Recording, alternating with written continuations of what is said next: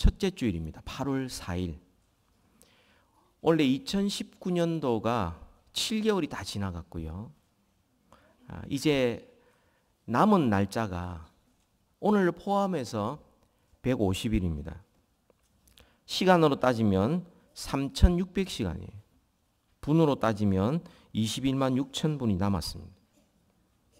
지금 이 순간 21만 5,999분 남았습니다. 시간은 돌이킬 수 없습니다. 인생은 두 번 살 수 없습니다. 하나님께서 정한 그 시간에 어느 누구도 1분 1초라도 변경시킬 수가 없는, 하나님이 우리에게 이 땅에 살 수 있는 주신 기회들입니다. 그런 점에서 선택해야 될 때, 집중해야 될 때, 영원한 것, 가치 있는 것, 후회하지 않는 것, 거기에 선택하고 집중해야지 이것저것 하다가는 인생을 허비하게 되고 후회하게 될 것입니다. 제가 우리 교회에서 17년째 이렇게 목회를 하고 있습니다. 하나님 앞에 얼마나 감사한지 몰라요. 그리고 어떤 곳보다도 교회를 섬기는데 너무나 좋습니다. 그래서 앞으로 얼마나 더 설교할 수 있을까 한번 계산해 보았습니다. 평균 40분을 설교한다면 676번을 설교할 수 있더라고요. 시간으로 따지면 27,040분, 시간으로 따지면 450시간, 날짜로 따지니까 18일밖에 할 수가 없겠더라고요. 그래서 이런 다짐을 하게 되었습니다. 내가 정말 핵심적인 것, 정말 본질적인 것만 전해야 되겠다. 그래도 시간이 없다. 이것저것 다 하고 그리고는 이 40분 동안 정말 중요한 것을 전해도 시간이 없다. 그래서 기독교 신앙의 핵심만 전하고 본질에 집중하고 복음의 본질과 복음에 설러 나오는 우리의 삶을 설교해야 되겠다. 이렇게 다짐을 했습니다. 여러분, 기독교 핵심, 복음의 본질이 무엇이라고 생각합니까? 기독교에만 있고 다른 데 없는 것이 무엇이라고 생각합니까? 그것은 하나님의 은혜와 사랑입니다. 은혜와 사랑, 이것은 이 세상에 없는 것입니다. 다른 종교에는 없는 것입니다.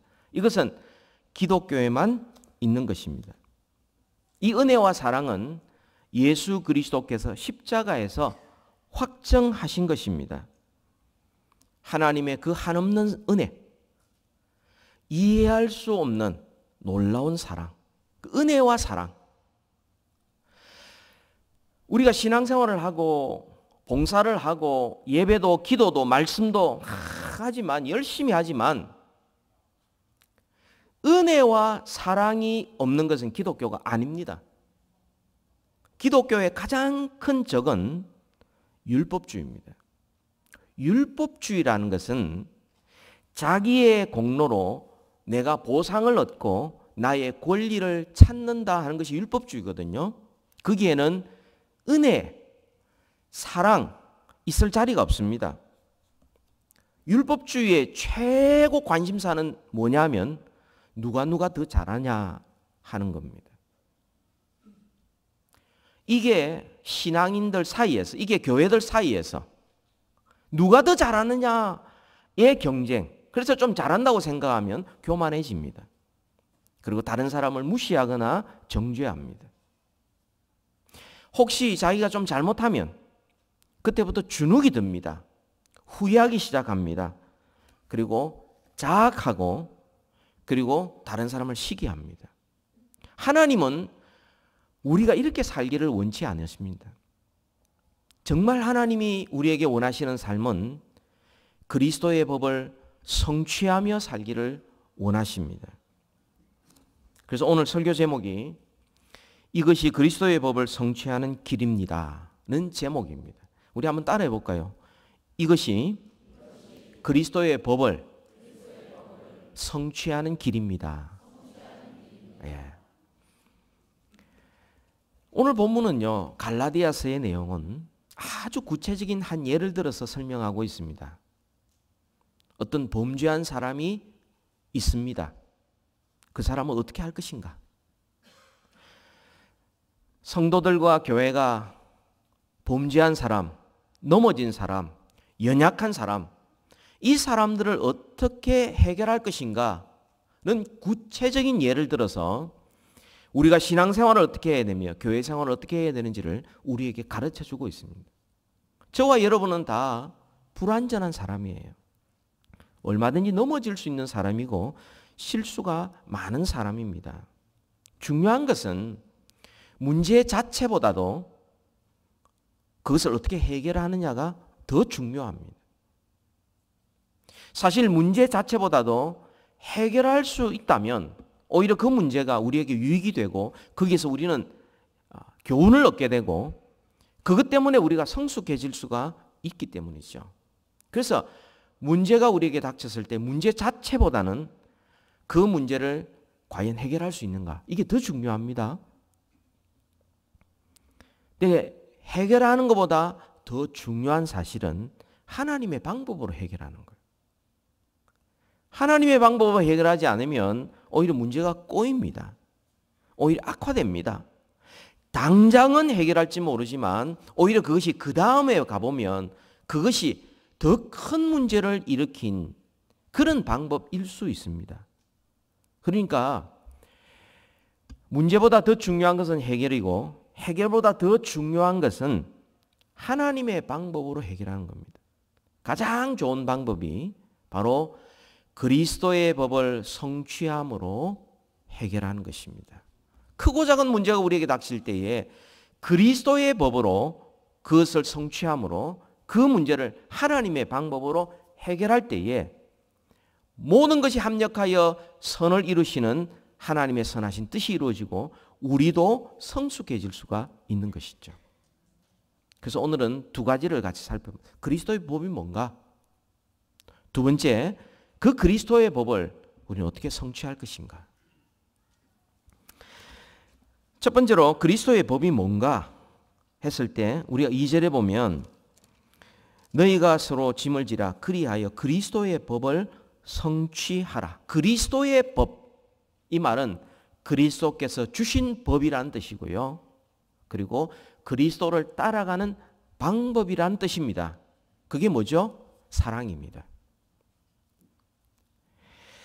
요한일서 4장 21절에 보면 우리가 이 계명을 주께 받았나니 하나님을 사랑하는 자는 또한 그 형제를 사랑할지니라. 이 계명을 예수님께서 주셨어요. 예수님께서는 모든 율법을 다 이루셨습니다. 그리고는 주님께서 모든 율법을 더 이상 지킬 필요가 없다. 너희는 이제 율법에서 자유해졌다.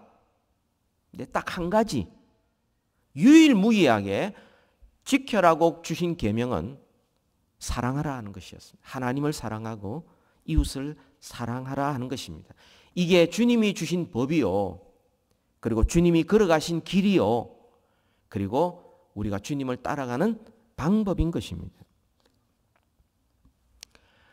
여러분, 모세율법을 하나님께서 우리에게 주셨을 때는 율법의 기능이 두 가지죠. 첫 번째는 죄를 깨닫게 하는 것이고 두 번째로는 우리로 하여금 구원자를 필요로 하게 만드는 것입니다. 율법 자체는 우리를 구원하지 못합니다. 아무리 율법을 지켜도 우리는 생명을 얻을 수 없습니다. 그래서 율법은 죄와 사망의 법입니다. 율법을 알면 알수록 지키면 지킬수록 우리는 죄인이구나. 나는 사망에 이를 수밖에 없구나. 그걸 깨닫게 하는 것, 이게 율법은 죄와 사망의 법입니다. 그런데 예수님께서는 우리에게 생명을 주셨어요. 우리를 구원해 주셨습니다. 그래서 그리스도의 법은 생명의 성령의 법입니다. 우리를 살리는 것이죠. 이 그리스도의 법을 예수님께서 주셨는데, 사랑하라 주셨는데 언제 주셨습니까? 요한복음 13장 34절에 보면 마지막 만찬 때 주님께서 모든 율법을 다 이루실 때에 주님께서 내가 너희에게 새 계명을 주노니 서로 사랑하라. 내가 너희를 사랑한 것 같이 너희도 서로 사랑하라. 주님께서 우리에게 주신 유일한 계명입니다. 서로 사랑하라. 로마서 13장 8절에 10절까지 보면 피차 사랑의 빚 외에는 아무에게든지 아무 빚도 지지 말라.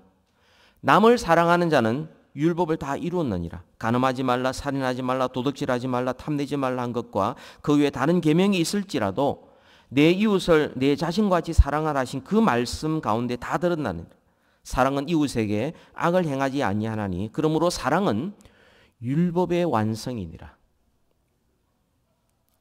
이 사랑은 그리스도의 법인데 그것은 율법의 완성인데 그것은 예수님께서 우리를 위하여 십자가에 죽으신 것이었습니다. 이게 생명의 성령의 법이고 그리스도의 법이고 이게 예수님을 따라가는 길입니다. 예수님께서 우리를 위하여 우리를 대신하여 십자가에 죽으신 것입니다. 이게 사랑입니다. 자, 그렇다면 두 번째로 어떻게 그리스도의 법을 성취할 수 있습니까? 어떻게 우리는 사랑을 실천할 수 있습니까? 오늘 본문에서 세 가지를 우리에게 말씀해 주고 있습니다.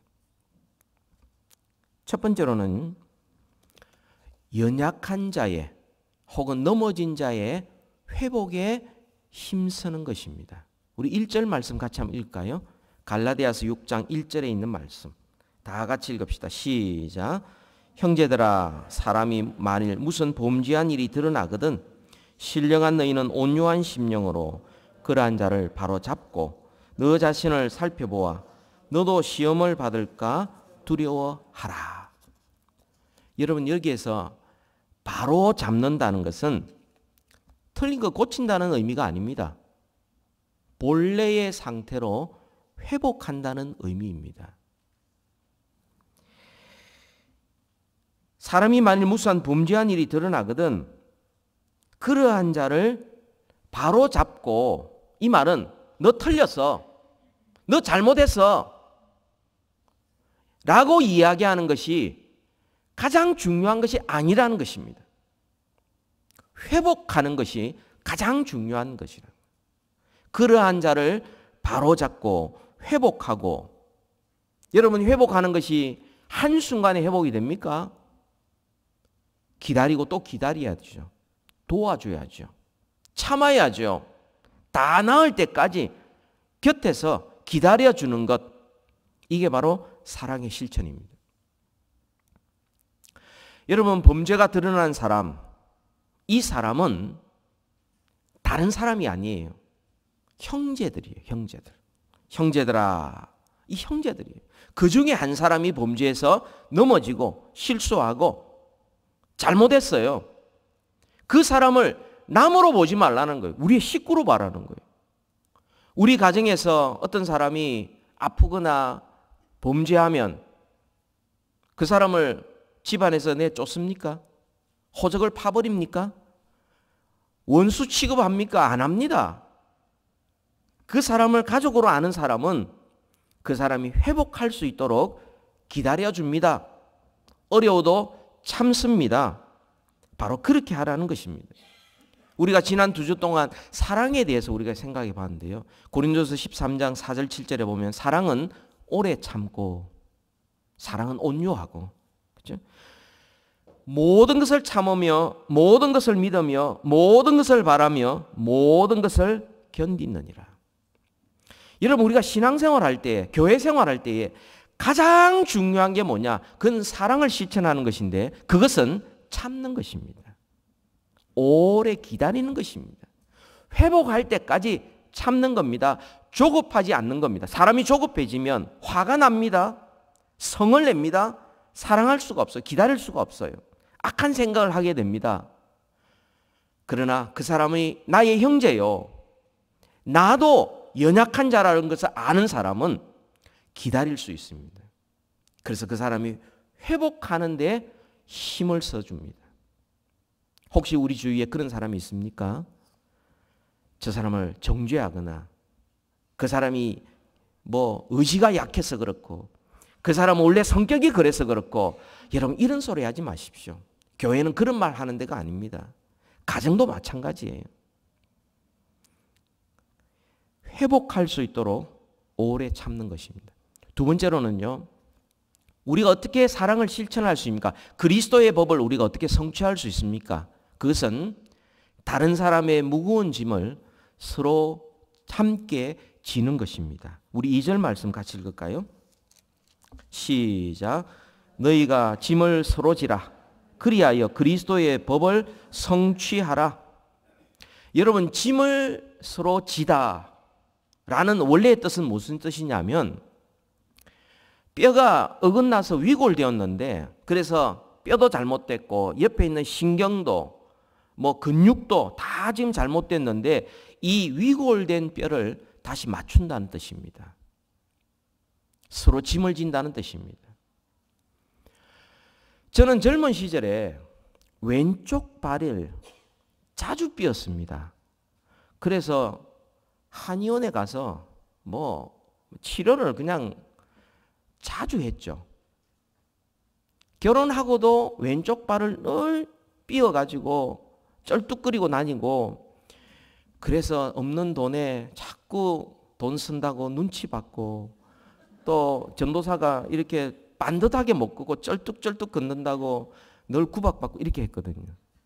왜 왼쪽 발을 삐었느냐 하면 구두 신고 축구를 했기 때문에 그래요.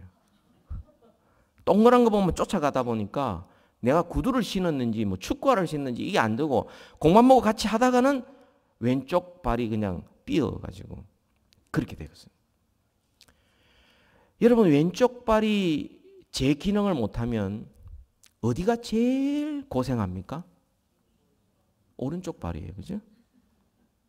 그 모든 힘을 다 견뎌야 됩니다. 거기다가 가끔은 손도 고생합니다. 왜냐하면 앉고 일었을 때 손이 이게 도와줘야 돼요. 옆구리도 굉장히 아픕니다. 이게 목발을 짚으면요, 옆구리가 막 실려가지고 아파요.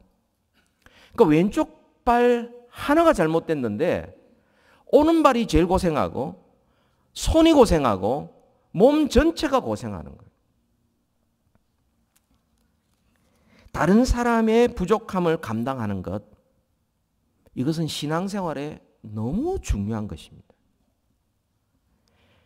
그래야 그리스도의 몸된 교회, 가정과 교회를 우리는 건강하게 세워갈 수 있습니다. 자, 왼쪽 발이 잘못됐다. 잘라버려. 그런 식으로 자르면요, 살아남을 사람 아무도 없습니다. 오늘날 교회에서 범죄한 자, 연약한 자, 자주 실수하는 자, 이런 사람들이 오래 참지 못하고 그 짐을 내가 져야 되겠다 생각하지 못하고 그것을 가지고서 오히려 나의 유익의 재료로 삼는다면 그건 잘못된 거죠. 갈라디아서 5장 6절을 보시면요, 이렇게 말씀하고 있습니다. 그리스도 예수 안에서는 할례나 무할례나 효력이 없어되 라고 말합니다. 이 말은 내가 세운 기준을 따라 내가 열심히 봉사하고 섬기고 노력한 모든 것들, 이게 중요한 게 아니고 가장 중요한 것은 사랑으로서 역사하는 믿음뿐이니라. 사람이 믿음이 있으면 믿음이 나타나는 것이 사랑으로 나타난다는 거예요. 이게 바로 살아있는 믿음, 행함이 있는 믿음, 사랑으로 나타나는 것이 믿음이에요. 그러니까 누가 믿음이 있느냐? 그는 사랑하는 자가 믿음이 있는 것입니다. 사람들이 믿음이 있다고 말하면서 다른 사람에 대하여 무심하거나 혹은 다른 사람을 정죄하거나 혹은 다른 사람의 그 연약한 것을 이용해서 자기의 이득을 삼으려고 하는 사람들, 연약하다는 사실을 자꾸 반복함으로 말미암아 자기는 그렇지 않다라는 것을 드러내려고 하는 사람들. 이 사람은 사랑이 없는 사람이요. 이 사람 믿음이 없는 사람이에요. 여러분, 세상은 비슷한 사람끼리 잘 어울립니다. 그죠? 비슷한 공통점이 많은 사람끼리 어울리는 것, 차이점이 별로 없어야 서로 잘 어울립니다. 그래서 같은 고향, 같은 출신, 같은 지위, 비슷한 어떤 그런 것들이 많은 사람들끼리 어울리는 것이 이 세상입니다. 그래서 어찌하든지 그 끼리끼리 어울리는 데서 내가 떨어지지 않으려고 온갖 노력을 다 기울이는 것이죠. 그래서 세상은 비슷한 사람끼리 어울리는 것을 당연히 여깁니다. 근데 교회는 어떻습니까? 교회는 하나님께서 교회를 세우실 때 너무나 다른 사람들을 모아두셨어요. 출신도 다르고 성격도 다르고 취미도 다르고 생각도 다르고, 뭐 다음 주에 제가 이 광복절에 대한 설교를 하려고 하는데 굉장히 지금 제가 조금 마음에 부담이 있어요. 뭐 정치적인 견해가 너무 다르고 이런 사람들을 하나님이 다 모아두셨어요. 왜 하나님께서 그렇게 모아두셨어요? 여러분, 최근까지 유행했던 교회 성장학이라는 그런 학문이 하나 있었는데 어떻게 하면 교회를 키울 것인가? 거기에서 이렇게 이야기합니다. 동질 집단을 활성화시켜라. 이렇게 이야기를 합니다. 그러면 교회가 점점 커질 것이다. 근데 교회가 그렇지 않습니다. 성경적으로 본 건 틀린 거예요. 하나님께서 너무나 다른 사람들, 그런 사람들을 다 모아서 주님의 몸으로 삼으신 것은 그 이유가 뭡니까? 하나 된 것은 다른 것이 아니라 바로 그리스도를 향한 믿음으로 하나 된 것이다. 그 믿음이야말로 사랑으로 나타나게 되고 사랑을 실천할 때 우리가 너무 다르지만 그럼에도 불구하고 우리가 하나인 것을 드러내므로 하나님이 행하신다. 내가 주인이 아니라 예수님이 주인이시다. 그거 드러나는 것이 하나님을 증거하는 것이고 그것이 바로 복음의 본질을 드러내는 것입니다. 취미로 모이고 비슷한 사람끼리 모이고 어울리고 하는 이것이 교회가 아니라 교회란 너무나 다른 사람들이 모여서 복음 안에서 하나 되는 것, 다른 차이를 다 믿음으로 극복하고 사랑으로 하나 될 수 있는 것, 이게 바로 교회의 모습이에요. 참된 교회의 모습. 이게 바로 건강한 교회의 모습인 것입니다.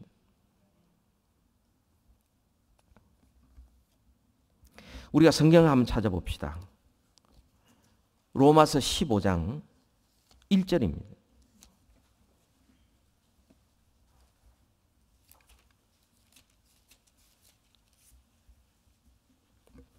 우리가 현실적으로 우리의 연약함 때문에 교회가 서로 갈등이 있고 의견 일치를 보지 못하고 문제가 생기기도 합니다. 그 이유가 뭔가? 여러분, 로마서 15장 1절부터 3절까지를 우리 다 같이 한 목소리로 읽겠습니다. 시작. 믿음이 강한 우리는 마땅히 믿음이 약한 자의 약점을 담당하고 자기를 기쁘게 하지 아니할 것이라. 우리 각 사람이 이웃을 기쁘게 하되 선을 이루고 덕을 세우도록 할지니라. 그리스도께서도 자기를 기쁘게 하지 아니하셨나니 기록된 바 주를 비방하는 자들의 비방이 내게 미쳤나이다 함과 같으니라. 믿음이 강한 사람이 누굽니까? 믿음이 있는 사람이 누굽니까? 많은 사람들이 오해하는 것은 믿음이 강한 것은 내가 성령 충만하고 내가 성경 많이 알고 내가 기도 잘하고 봉사 잘하고 내가 그렇게 하는 것이 믿음이 강하고 믿음이 좋은 걸로 생각을 합니다만 성경은 뭐라고 말합니까? 1절에 보면 믿음이 강한 사람은 누구냐? 마땅히 믿음이 약한 자의 약점을 담당하고 자기를 기쁘게 하지 아니할 것이라. 그렇게. 이게 믿음이라고 그래요. 사랑은 자기를 기쁘게 하지 않는 것, 자기의 유익을 구하지 않는 것이라고 우리가 두 주의 연속으로 생각을 했습니다. 가정과 교회에 왜 갈등이 일어나면 해결이 안 되고 서로 원수가 되고 왜 문제가 일어나고 그 갈등 때문에 서로 아파하느냐?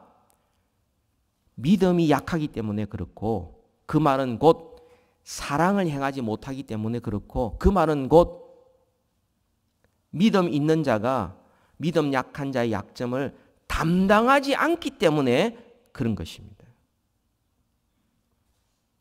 약점을 알면 믿음이 있는 사람은 그 약점을 보호해 줘야 합니다. 감싸 줘야 합니다. 회복할 때까지 기다려 줘야 합니다. 세상은요, 상대방의 그 약점을 이용해서 자기의 유익으로 삼든가 혹은 다른 사람의 약점을 무관심해 버립니다. 그게 세상의 방법이죠. 그런데 하나님의 방법은 뭡니까? 그 약점을 내가 담당하는 거예요. 내가 함께 지는 것이죠. 믿음이 강하다는 것은 나 혼자 흠없이 나 혼자 잘 사는 것이 믿음이 강한 것이 아니라 다른 사람을 내가 그 약점을 내가 함께 담당해주고 짐을 서로 져주는 것이 믿음이 강한 것입니다. 이게 믿음이요. 이게 사랑의 실천인 것입니다. 보십시오.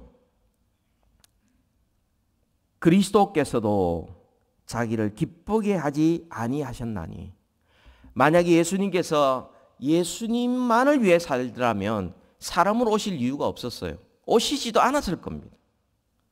영원히 영광스러운 그곳에 영원히 계셔도 됩니다. 그런데 우리를 위하여 우리의 짐을 지시기 위해 사람이 되셨어요. 그리고 우리의 모든 더러운 것들을 주님께서 다 지셨어요. 그리고 우리를 대신하여 죽으셨어요. 이게 주님이 걸어가신 길이요. 주님께서 우리에게 따라오라고 하신 하나님의 방법입니다. 그리스도의 법. 사랑하라는 것입니다. 연약한 자를 볼 때에 무심하지 않고 정죄하지 아니하고 그 사람의 짐을 내가 함께 지는 것, 이것이 바로 예수님을 따라가는 것이라 말씀합니다. 교회와 세상이 다른 점이 뭡니까? 내가 불편한 사람이 있을 수 있어요. 나와 너무 다른 사람이 있을 수 있습니다. 그때 세상은 그 사람 책임이다. 그 사람 때문에 나는 교회 나가기가 힘들다. 만나기가 어렵다. 피해버리는 거예요. 여러분, 싸우다가 한 사람이 피해버리면 상대방이 얼마나 심각한 모독감을 느낀지 아십니까? 우리는 그런 식으로 종종 사람들을 대합니다. 내가 힘든 사람, 불편한 사람은 피해버리거나 무시해버리거나 혹은 정죄하거나, 이게 세상의 방법이에요. 하나님의 방법은 뭡니까? 불편한 사람을 견디는 거예요. 참는 거예요. 그 사람의 짐을 내가 그 사람만의 짐으로 생각지 않고 내가 져야 될 부분이 있다고 생각하고 함께 지는 것입니다. 그 약점을 내가 담당하는 것입니다. 이게 믿음이요. 이게 사랑이라고 말씀합니다. 여러분, 이런 가정이 있을 때에 그 가정이 어떻게 바뀌겠습니까? 이런 사람으로 가득 찰 때 교회가 어떤 모습으로 성숙해지겠습니까?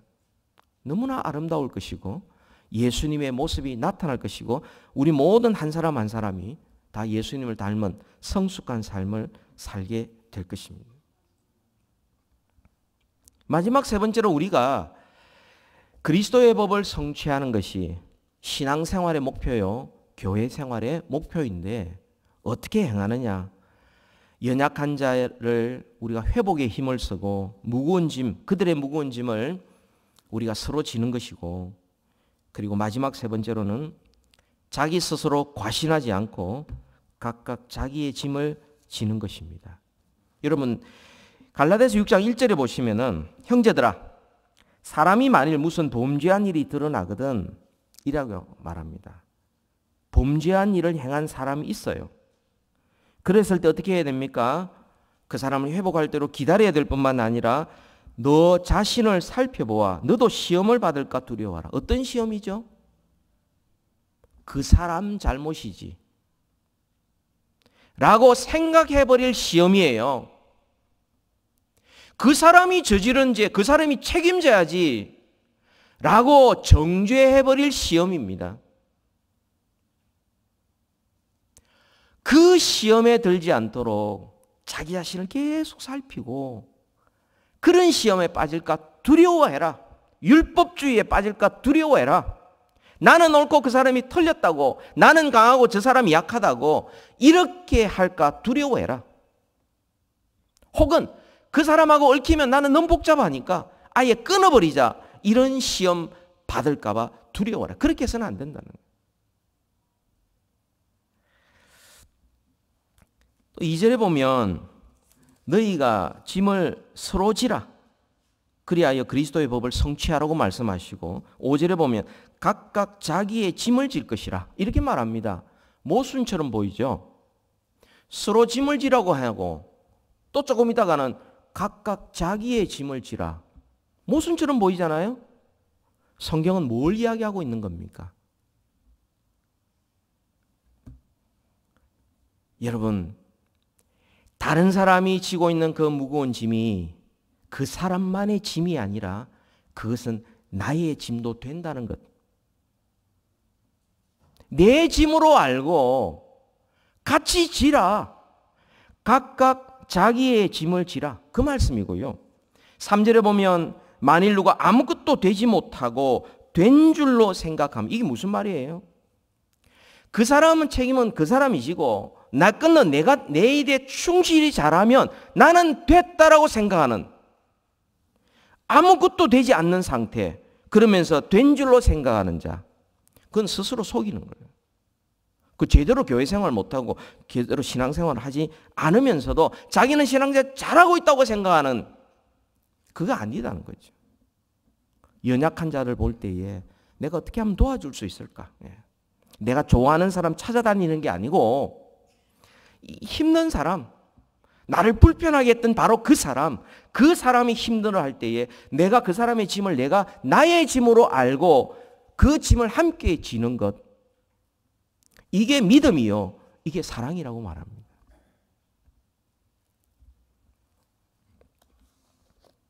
세상의 방법은 다 제각각 다 알아서 살아라. 자기 일이나 잘해라. 남의 것 간섭하지 말고 이게 세상의 방법이에요. 그런데 예수님의 방법은 다른 사람의 아픔은 곧 나의 아픔이요. 우리 모두의 아픔이라는 거예요. 그래서 예수님께서 이 땅에 오신 거죠. 그래서 예수님께서 사람이 되신 거죠. 그래서 예수님께서 십자가를 지신 겁니다. 그게 예수님 때문입니까? 예수님 죄 때문입니까? 우리의 죄를 대신 지셨잖아요.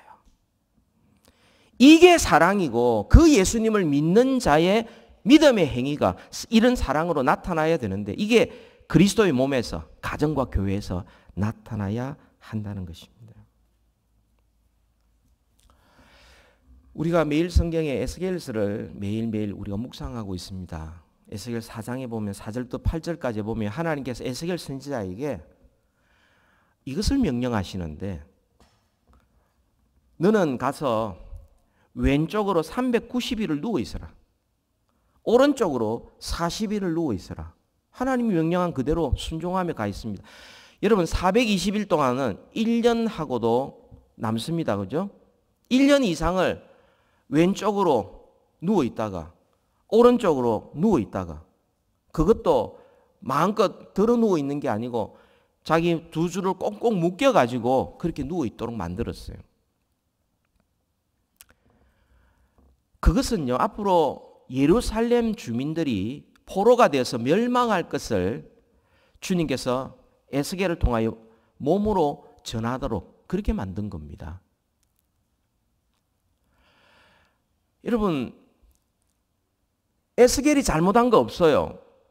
그리고 에스겔과 예루살렘의 이 거리는 벌써 한쪽은 바벨로니아에 있고 예루살렘은 저 팔레스타인에 있습니다. 아주 먼 거리에 떨어져 있었습니다. 근데 하나님께서 에스겔에게 말씀합니다. 죄인들의 잘못을 너가 지고 너가 책임지고 똑같이 고생하라.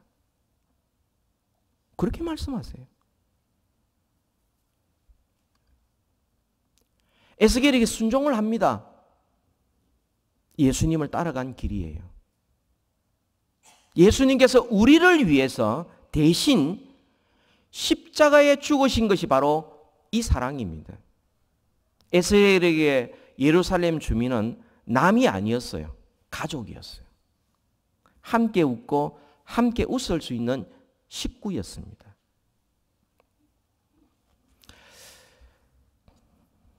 여러분, 신앙생활과 교회생활의 목표가 뭡니까? 그것은 그리스도의 법을 성취하는 것입니다. 사랑하는 것이 그리스도의 법입니다.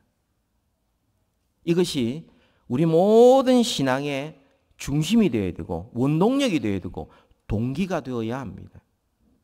복음이 우리에게 주는 유일무이한 딱 하나의 계명은 사랑하라 하는 것이었습니다. 다른 것 좀 부족해도 사랑하는 것만큼은 우리 양보할 수 없습니다. 부족할 수 없습니다. 예수 그리스도께서 십자가를 질 수 있었던 능력, 이게 사랑입니다. 그 사랑 때문에 우리는 그리스도를 따라갈 수 있게 되고 그리스도의 몸의 지체로서 우리는 다른 사람의 짐을 우리는 서로 질 수가 있는 거죠. 이게 그리스도께서 십자가를 지신 바로 그 능력이 우리가 행할 때에 나타나는 바로 그 능력입니다. 생명의 성령님께서, 생명을 주시는 성령님께서 행하시는 방법이요, 맺으시는 열매가 바로 사랑입니다. 그런 점에서 그리스도의 법은 생명의 성령의 법이기도 합니다. 우리는 약한 자의 회복에 힘을 써야 하겠습니다.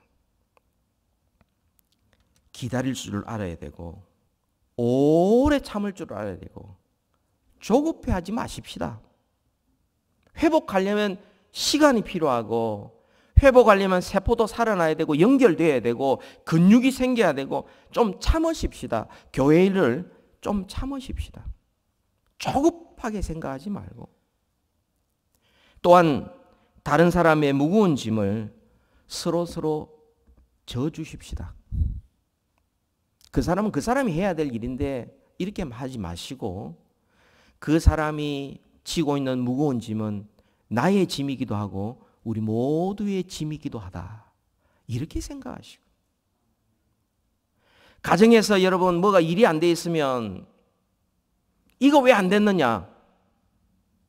이게 식구입니까? 뭐 인스펙션 나왔습니까? 자기는 뭐 그 식구 아닙니까? 가정에 어려움이 있으면 온 식구가 같이 그 일을 감당해야 되고 그 사람이 지금 힘들어 아프면 내가 해야죠.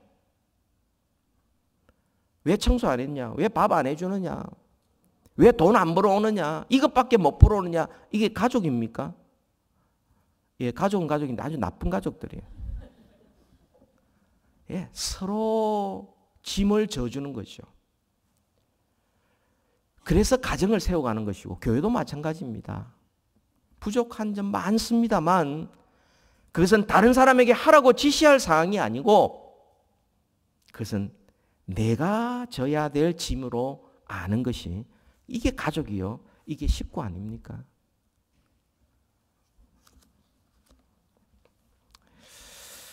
우리 스스로 과신하지 맙시다. 나는 신앙이 좋고 나는 신앙생활 잘하고 있고 나는 교회 생활을 잘하고 있다. 이렇게 생각하지 마시고 다른 사람의 짐을 좀 져주십시다. 다른 사람의 짐은 곧 나의 짐이기도 하고 우리 모두의 짐이라는 것을 우리가 기억해야 하겠습니다. 좀 더 바라는 것은 우리는 우리 교회가 이 지역의 짐을 좀 질 수 있었으면 좋겠어요. 우리 교회가 다른 교회의 무거운 짐을 같이 좀 지고 함께 걸어갈 수 있도록 도울 수 있었으면 좋겠어요. 그래서 그리스도의 몸된 교회가 함께 세워지고 그리스도의 법이 성취됨으로 우리가 그리스도를 따라가고 그리스도를 닮아가고 이것이 성령 안에 사는 삶이요 성령을 따라 행하는 신앙생활과 교회 생활이 되도록 우리 그렇게 사랑을 실천하면서 우리의 남은 인생을 살아갈 수 있기를 소원합니다. 같이 기도하겠습니다.